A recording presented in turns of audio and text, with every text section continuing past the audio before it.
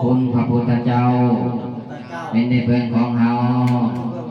อาโหธรรมโมคุณพระธรรมเจ้าเป็นในเพื่อนของเฮาอาโหสังโฆคุณพระสังฆเจ้าเป็นในเพื่อนของเฮาเฮายินดีในทานการให้ของจงสำเร็จไปจากอาสวะไขสิ้นไปจากอาสวะกิเลสแห่งเครื่องของสันดานด้วยกัปปิยาวัตถุทานทั้งหลายเหล่านี้ตลอดกาลนานเถิดสุทธินังวัตตเมธานังทานังเมปาริสุทธังนิพพานังปารมังสุขังนิพพานาปัจจโยโหตุอนาคติกาเลสาธุสาธุอิมานิมายังพันเตปัตตานิวินดีปะตังโภชนาภาสนังกัปปะโลคังทิจิวรังอัฏฐปาริคลัง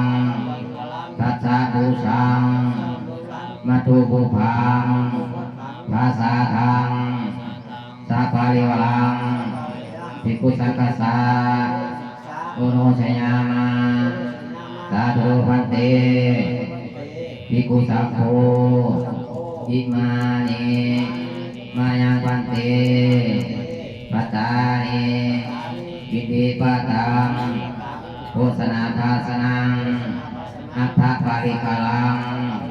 ทิจิวรังมัทุภูพังภาษาทังกัปปะโลคังนานาปาริคลังภิกขุสังฆสาโอโนชยามาสาธุพันเตภิกขุสังโฆอัมหากังทิฆารตังนิตายะสุขายะข้าแต่ท่านพระภิกขุสงฆ์ผู้เจริญพวกเราทั้งหลายขอน้อมถวายซึ่งภัตตาหารกับทั้งเครื่องบริวารทั้งหลายเหล่านี้แก่พระภิกขุสงฆ์ขอพระสงฆ์จงมาตาหากแล้วจงยังประโยชน์และความสุขแก่พวกเราทั้งหลายตลอดกาลนานเถิดส่วนกุศลผลบุญอันที่พวกเราทั้งหลายได้กระทำลงแล้วด้วยกายวาจาใจพวกเราทั้งหลายขออุทิศให้แก่สรรพสัตว์ทั้งหลายทุกทวนหน้าเบื้องบนแต่พอมาโลกลงมาเบื้องต่ำแต่อวิจีขึ้นมาข้างขวางตลอดอนันตจักรวาลมีปิตามารดาครูภาษาอาจารย์ญาติเนตรได้อุทิศให้นี้เมื่อนั่งตนได้กระทำเองนั่นเถิดขออัญเชิญเทวดาเจ้าทั้งหลายในโลกจักรวาล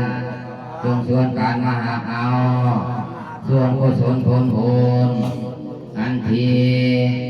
มีเจ้าภาพเจ้าชะตาหมายมือเสือเท่าแลพร้อมโดยครอบครัวลูกและหลานญาติเนตรพี่และน้องได้บ้านใกล้บ้านไกลได้สร้างกองบุญดึงกองพาไปหาดวงจิตวิญญาณของนางหงส์ผู้เป็นภรรยาที่จุติมรณาไปสู่โลกหน้านั้นแล้วขอให้มาจงมาจับเอาณวันนี้เป็นวันปัจจุบันเป็นวันอัญญมัทันตามีภิกขุสามเณรมาเป็นประธานมาเป็นพยานให้แก่พวกเราทั้งหลายถ้านางหงส์โมโหขอให้หูถ้ามาหลับอะไรขอให้มาหลับได้ถ้าทุกข์ขอให้พ้นจาก สุขยิ่งยิ่งขึ้นไปตราบเท่าเท่าเข้าสู่พระนิพพานในอนาคตการให้ภาคข้างหน้านั้นถึงอีกประการหนึ่งคอยฮอดให้ถึงถ้าจะตุโล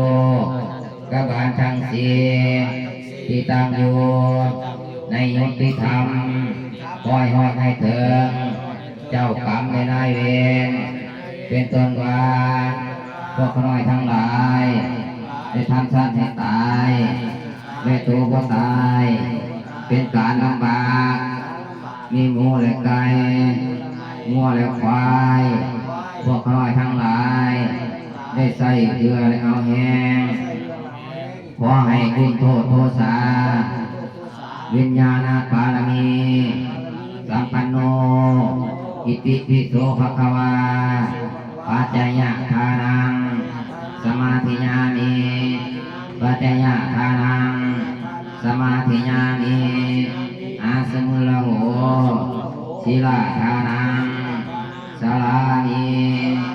สาธุสาธุสาธุอนุโมทามิสาธุตีข้อมันแม่ตุยแล้วจะพาตีข้อไหมจะพาตีได้ข้อไหมเอาเจ้าภาพจับเอาจับต้นจับกัน